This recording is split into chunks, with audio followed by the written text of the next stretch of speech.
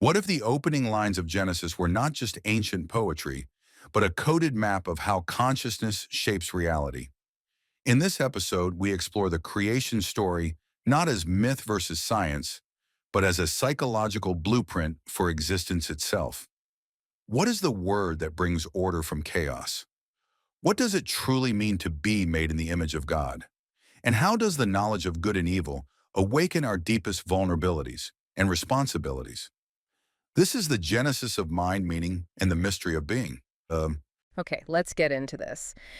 It's a, well, really fascinating idea, isn't it? That these ancient stories, Genesis especially, might actually hold some surprisingly relevant insights for how we understand consciousness today and reality itself. It is, and what's really striking when you look at the source material is how these texts, compiled over such a long time, managed to weave together these layers of meaning. They weren't written straight through, Right, not linear at all, which makes some of the connections even more interesting, like this link the source draws between Christ in the New Testament and, well, God's creative power back in Genesis. Yeah, the idea that Christ was sort of the active principle, the force God used to bring order out of that initial chaos. Exactly. It sounds complex, maybe metaphorical, but the argument is that it points to something fundamental about consciousness itself, its role in creating things.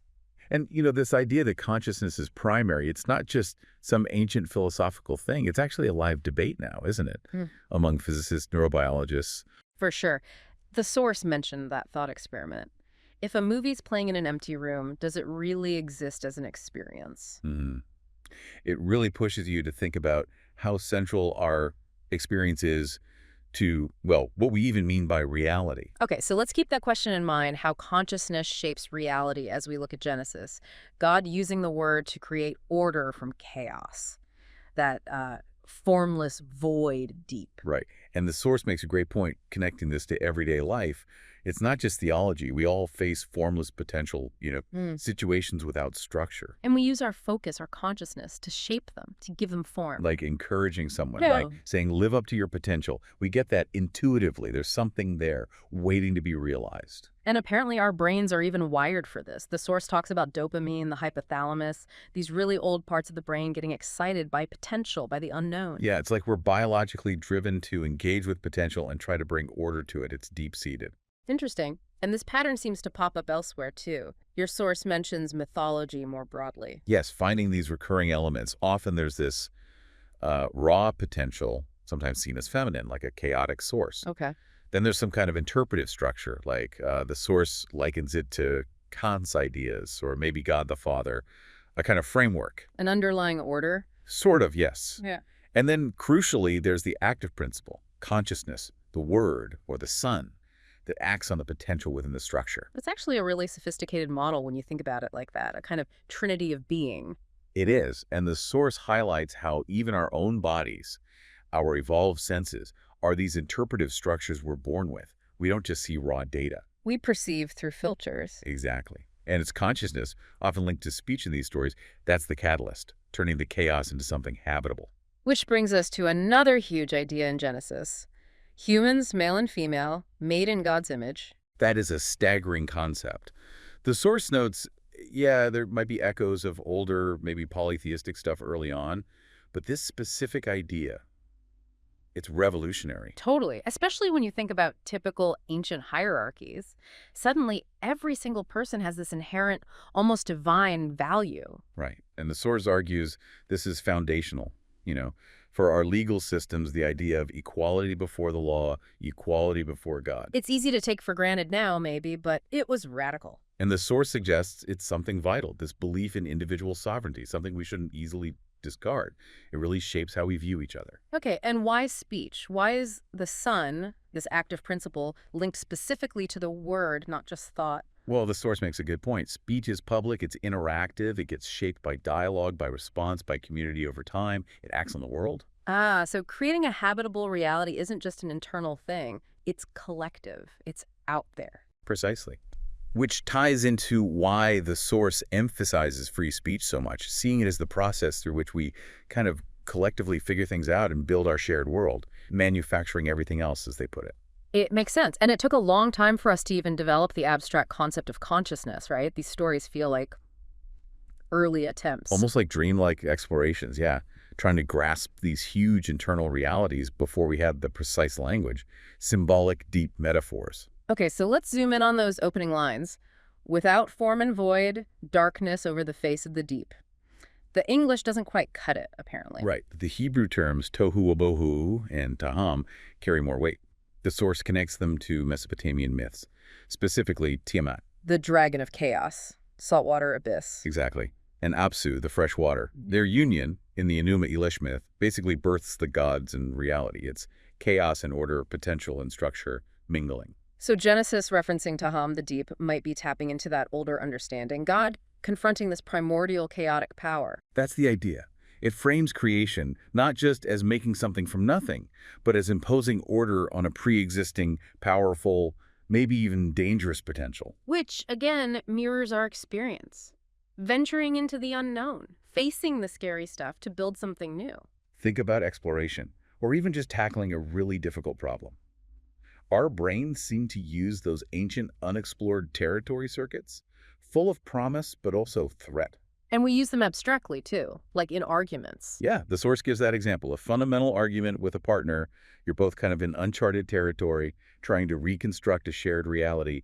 It can feel chaotic, dangerous even. Wow. And that same circuitry can lead to demonizing opponents. Unfortunately, yes. It's like a quick, dirty threat detection system, the snake detector, much faster than nuanced understanding. Which explains why that heroic warrior archetype, slaying the dragon, defeating the enemy, is so compelling, so persistent in stories. Absolutely. It taps into something very old in us. So this chaos isn't just at the beginning. It can return. Betrayal is the example used, like in Dante's Inferno. Yeah, betrayal as the ultimate dissolution of order, because it destroys trust. And trust, as the source points out, is like this invisible infrastructure. Think about eBay's early success built entirely on trust between strangers. Right, so when that trust is shattered. Everything falls apart. Your assumptions about the past, the present, the future, they all collapse. You're thrown back into that formless void, that chaos. That sounds like the journey to the underworld archetype. Exactly. It's a common mythological theme because it's a common and terrifying human experience. The snake in the garden, then, can be anything that destabilizes our fragile, constructed reality. Makes us aware of how vulnerable we really are. Which brings us right to Adam and Eve, archetypal figures. Representing the eternal human situation, right? We live in a garden, a place of order and potential paradise. But there's always the snake, always the potential for chaos or danger. And we seem drawn to interacting with it, even when told not to. That's the other part of the archetype. And the source connects this to Jung's ideas, these deep patterns of experience. Our senses focus on immediate survival, but our imagination Lets us grasp bigger things, metaphysical realities. structures of eternity, as Jung might say, moral truths. Good fiction, the source suggests, is like distilled reality, more real than a simple list of facts because it captures these enduring truths.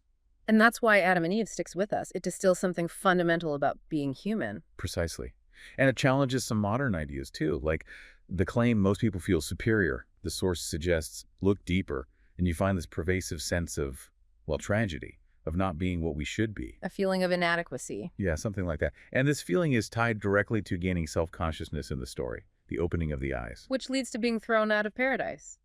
Into hardship, work, knowing you'll die. And that realization of nakedness. The source argues it's not primarily about sex or shame in that sense, but about vulnerability, exposure. Exposure to judgment, to danger. To social judgment, yes, and to the harsh realities of existence, including mortality. It's the birth of self-consciousness as we know it, with all its anxieties. So it all happens at once. Consciousness awakens, you realize you're vulnerable, and then you gain the knowledge of good and evil. That's the sequence. And the proposed link is profound. Knowing your own vulnerability is what allows you to understand how others can be hurt. Which creates the possibility of intentionally hurting them. Exploitation. Evil. Exactly. And notice, this knowledge is presented as a divine attribute, something God has, that humans gain only after this awakening. Wow. And the snake becomes linked to Satan, the adversary. Suggesting maybe a shift from just dealing with external threats, the chaos of nature, to grappling with internal malevolence, the capacity for deliberate harm. The torture example is chilling, using the knowledge of shared vulnerability to inflict maximum pain.